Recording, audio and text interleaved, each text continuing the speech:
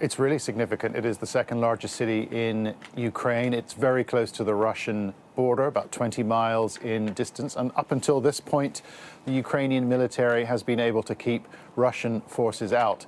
However, in the last couple of hours, we heard from the Ukrainian Interior Ministry. They said a group of special forces, Russian special forces, has entered Kharkiv. I just got off the phone with someone in Kharkiv. He said Russian forces had entered in two different directions from the northeast and northwest in armored columns.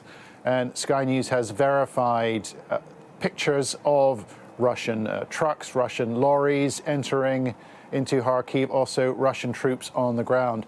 I should also say that there are unverified pictures on social media as well of burning Russian vehicles as well.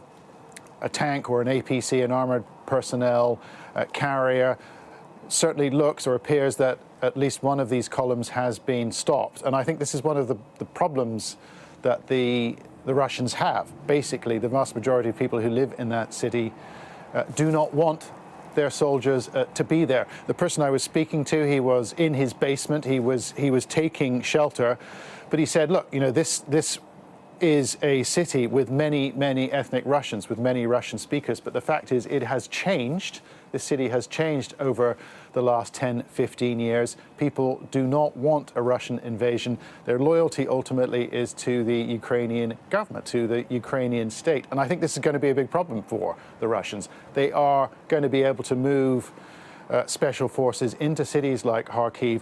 Then they are going to have to try and occupy these cities. They're going to have to try and hold them, and that is altogether a different challenge.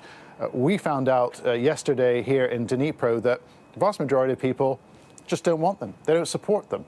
They've been rallying together at these community forums, these civic buildings, trying to contribute whatever they can to the Ukrainian war effort, whether that's food, water, medicines for internally displaced people, or actually to sign themselves up to the military. I'm talking about men, women, a wide range of age groups as well. And support for Ukraine runs very, very deep indeed.